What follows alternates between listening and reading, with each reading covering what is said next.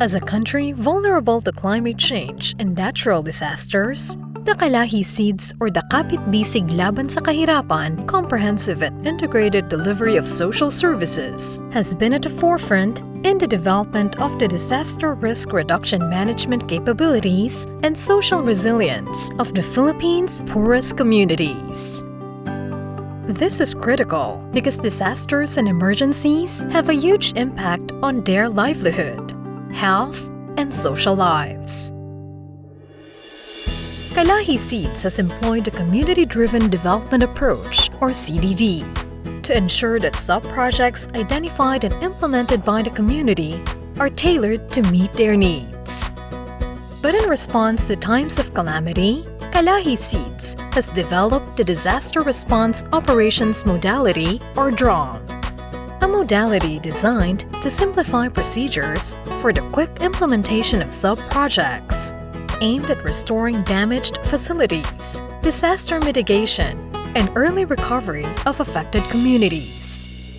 Kasi kailangan pag disaster, mabilis tayong mag-respond and naaangkop yung ating binibigay na tulong sa mga nasalanta ng disaster. The main enhancement that we need for this is of course yung rapid assessment, which is equivalent to the social preparation. Yung social preparation is 6 months. With the rapid assessment, it could last for around a week. So, mabilis nagagawa yung assessment to identify what really the community needs during disaster. Hindi siya nabago ang dynamics when it comes to empowering the community. In place pa rin siya. Because the DROM process still bounded on the principles of participatory transparency and accountability. And may additional pa nga na dalawa, simplicity and speed. First implemented after the devastation brought by Super Typhoon Yolanda in 2013, KALAHI-CIDSS under the DROM modality, or the Phase 1 of National Community-Driven Development Program Additional Financing, or NCDDP modality in 2014 to 2016, has completed more than 13,000 community sub-projects in more than 12,000 barangays in Yolanda-affected areas and benefited more than 3.7 million households. KALAHI-CIDSS Program, yung unang nag-organize ng warehouse sa Tacloban. We mobilize other staff to be able to strategically position yung mga konting resources. Limited din yung food packs versus the needs of the community.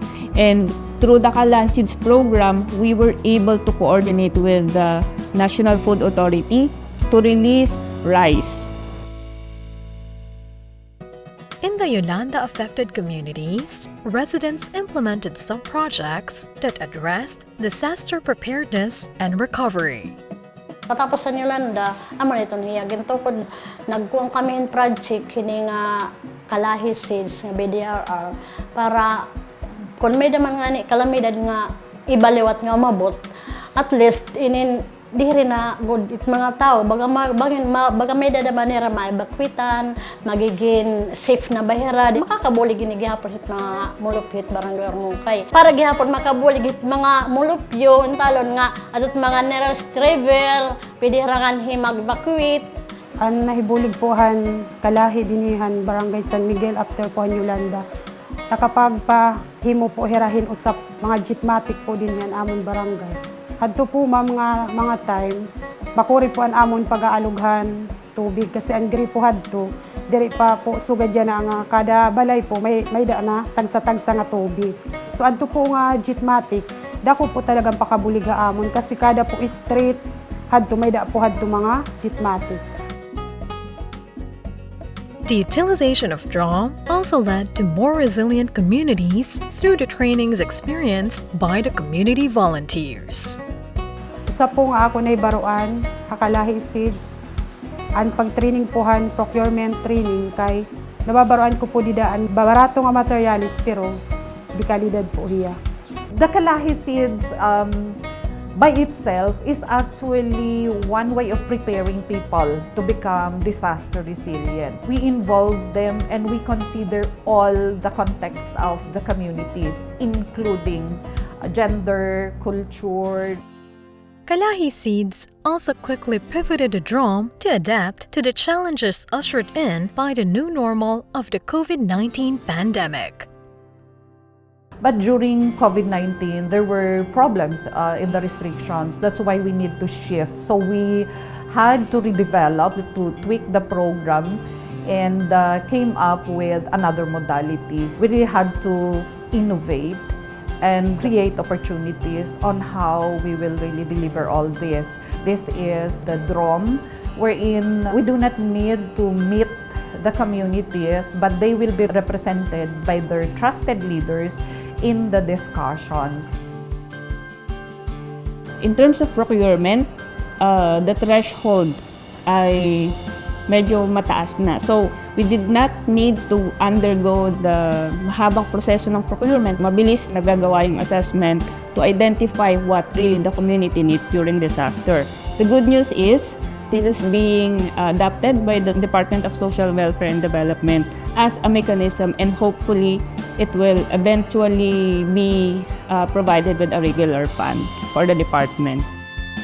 Despite the restrictions and disruptions brought about by the extended lockdown, KALAHI-CIDSS, during its implementation of NCDDP, additional financing modality, was able to complete more than 16,000 sub-projects in more than 600 municipalities. These sub-projects directly benefited more than 6.4 million households.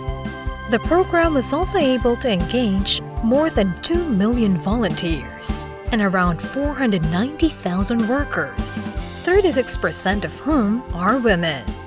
Nai-empower ako sa mga proyekto na naitutulong ng barangay. At the same time, nakikita ko na ito ay nakakatulong ng malaki. Tapos po, ang mga kababaihan nabibigyan ng chance na makapagtrabaho, nai-empower din ang mga kababaihan. More than 2 decades since its inception, it is important to institutionalize the CDD approach through the passage of the Community-Driven Development Bill in Congress.